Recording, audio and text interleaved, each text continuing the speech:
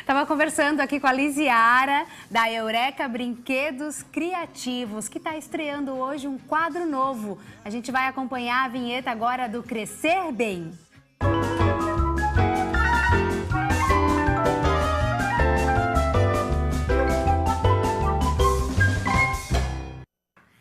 A Lisiara Finger. Ah, acertei, porque escreve Finger. E eu tava com um pouquinho de dúvida. A Lisiara Finger, da Eureka Brinquedos Educativos, ela trouxe aqui pra gente, os meninos vão mostrar uma série de brinquedos aqui pra mostrar o que são brinquedos criativos. Lisiara, muito bem-vinda ao Viva Bem, obrigada pela sua presença. Obrigada, Paloma, eu é que agradeço pelo convite. Aliás, é uma honra estar aqui estreando o quadro, né? Fico mais feliz ainda em ser a primeira. Que bom, que bom. Esse quadro, na verdade, a gente vai falar uma vez por semana sobre o universo infantil. Então, uma vez por semana teremos algum profissional ligado ao universo infantil para levar até você alguma dica. Se você tiver alguma dúvida, você pode mandar um e-mail para a gente, que a gente sempre vai tentar trazer aquele profissional que possa solucionar a sua dúvida dentro desse universo infantil. Educadores, médicos, psicólogos e também pessoas criativas como a Lisiara. Lisiara, fala um pouquinho para a gente o que é a Eureka Brinquedos Criativos. Bem, Paloma, a gente se denomina uma loja de brinquedos criativos exatamente pelo fato da gente ter essa variedade de brinquedos e nós nos chamamos criativos, na verdade, porque o que a gente quer é estimular a criatividade das crianças. Os brinquedos que tem aqui, nenhum deles vai trabalhar sozinho. Eles vão precisar que a criança desenvolva algum tipo de habilidade para poder lidar com eles. A gente tem aqui, por exemplo, uma casinha, né, que é uma casinha muito bonita, que as mães olham, já imaginam para os filhos, as filhas olham encantadas e pensam, ai, como eu queria ter uma dessas em casa. Mas a gente, às vezes, não se liga na importância que é ter um brinquedo assim para uma menina ou até mesmo para um menino, porque a gente tem coloridas também. Aqui eu trouxe a rosa, mas a gente tem outras cores também voltadas para meninos.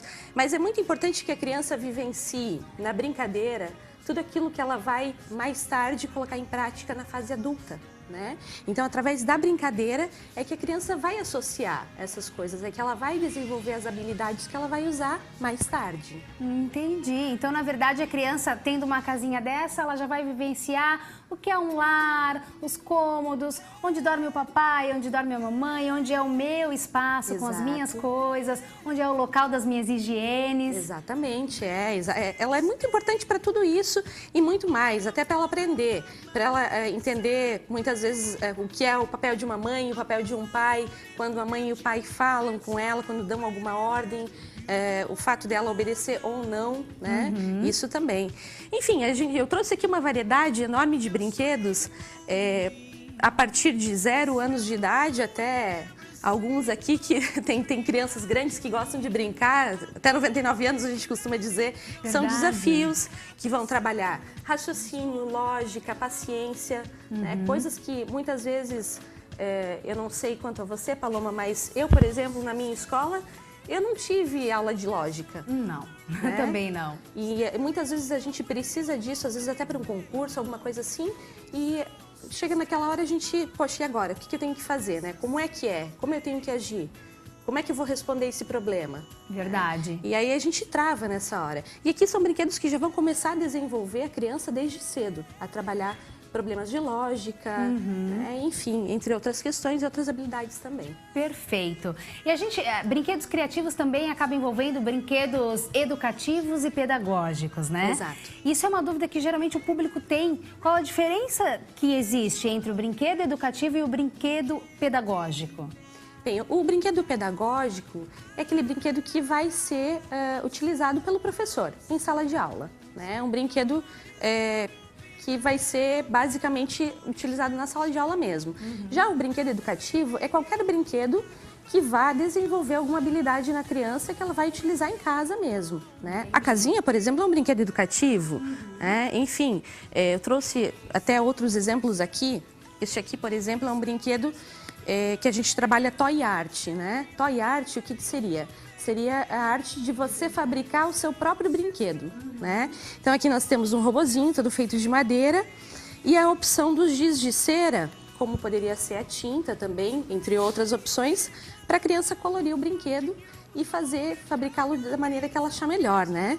Entendi. Entre outros brinquedos que a gente também tem lá na loja, né? Aqui também, este aqui é um joguinho da velha.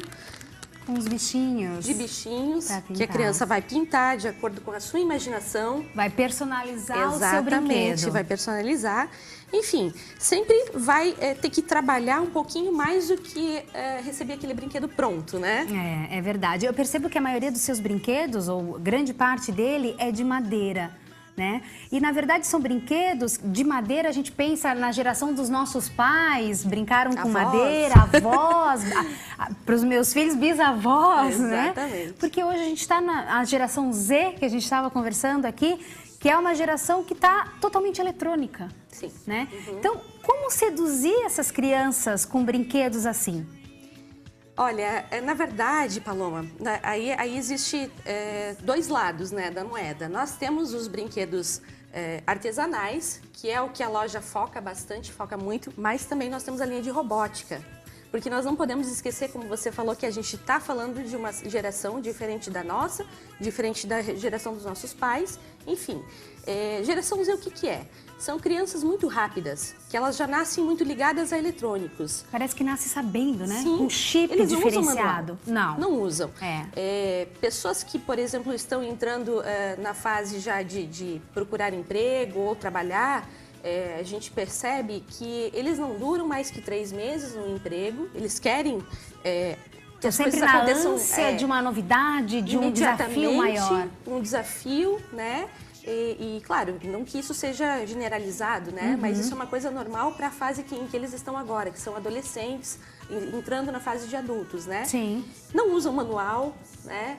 Só que, ao mesmo tempo, são crianças que são muito criativas. Então, baseado na criatividade, no desenvolvimento da criatividade, é que a gente aposta muito nos brinquedos de madeira. Porque é engraçado, Paloma, mas o Brasil, apesar de ter tantas árvores, de ser um país tão imenso, né? É um dos países que menos produz brinquedos de madeira no mundo. Nossa, eu não Em comparação com a Europa, com os Estados Unidos, a gente tem pouca variedade, né? Até eu trouxe alguns importados também, que são bem interessantes, que também trabalham com madeira, e que às vezes a gente tem que realmente trazer de outro lugar, pelo fato de que aqui no Brasil a gente aposta muito mais no plástico do que na madeira. É verdade, mais no plástico e mais na coisa do eletrônico, que eu acho que é uma preocupação hoje frequente, porque a gente vê... Será que não se torna uma... Eu me pergunto às vezes, eu que sou mãe de uma menininha de 3 anos... Será que não se torna uma fuga, às vezes, dos pais? É mais fácil entregar um celular na mão dessa criança com um joguinho ali, enquanto ela vai fazer a sua tarefa, essa mãe que trabalha, que estuda, que cuida da casa e não dedica um mínimo de tempo para o seu filho? Paloma, isso é muito normal. Eu vou te dizer que eu tenho um menino de 5 anos. E eu também, às vezes, peco. Apesar de eu ter uma loja de brinquedos, o meu filho ama videogame, ama iPad, né? E, às vezes, a gente chega em casa cansado e a gente acaba entregando um iPad, um videogame, dá aquele tempo. E isso, eu não vou te dizer que está errado. Até porque eu não sou profissional da área, eu não sou psicóloga, eu sou uma empresária, né? Mas, pelo tanto que eu já estudei, é interessante que ele brinque. Até porque faz parte da geração dele, mas é interessante que se dê um limite, que se dê um horário, um tempo. E o resto do tempo, o que é que eu vou fazer? Eu vou ter que me dedicar a essa criança, eu vou ter que brincar junto. Nem que seja 15 minutos, meia hora, mas desde que seja um tempo de qualidade, eu tenho que sentar, me dedicar e brincar. É verdade. Em algum momento do dia tem que ter, né? Tem que ter. E esses brinquedos acabam exigindo isso, porque a criança não vai pegar, se for uma criança pequena, ela não vai pegar a tinta sozinha e pintar, ela vai fazer uma sujeira e, na verdade, não vai personalizar o brinquedo.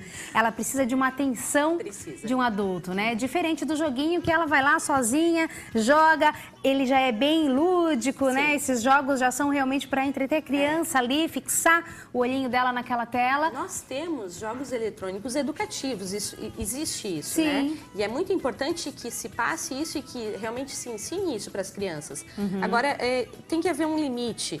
A gente vê, por exemplo, vou dar um exemplo aqui, não sei nem se existe, nunca vi, mas digamos que exista um joguinho da Branca de Neve para uma criança, para uma menina. No seu caso, sua filha de 3 anos, né? Se você for ver, se fosse bolar um joguinho um eletrônico da Branca de Neve, seria um joguinho de fases, certo? Que ela teria que passar as fases, atingir os objetivos e assim seguir adiante. Mas e a moral da história, né? Aonde termina? Aquela moral final, onde chega, aquela lição de vida que a história passa, aonde que fica?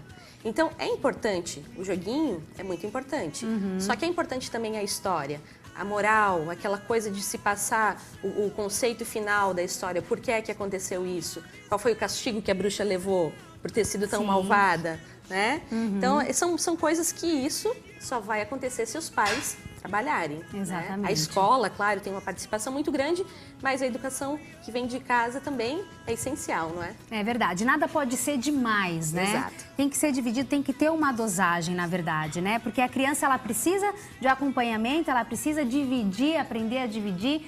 E nisso entram os pais para poder brincar junto, mostrar como é essa coisa, agora eu ganhei, agora você perdeu. Exato. Ensinar esses valores também, porque se a criança ficar ali sozinha o tempo todo num joguinho eletrônico, ela acaba se tornando até um tanto individualista, né? Exato. Então Acaba é uma assim. preocupação da geração atual. E assim, hoje em dia, eu estou esperando o segundo menino, Sim. né? Mas a maioria das famílias tem 1 ou 2 filhos no máximo. E aí, se eu tenho um filho só, meu filho não tem irmãos para brincar. Esse aprendizado, essa convivência com irmãos, esse aprendizado, essa concorrência, essa disputa, acaba também ficando muito limitada. Então, é importante que os pais participem. Antigamente, eu não sei quanto a você, Paloma, mas eu tenho 2 irmãs. A minha mãe já tem 6 irmãos e assim por diante. Então, era muito mais fácil os pais deixarem a educação mais para os irmãos mais velhos, né? Porque tinha companhia, né? É verdade. A gente vai para um rápido intervalo, a gente ainda tem muito o que falar aqui. Ok. A gente volta já já no próximo bloco, não sai daí.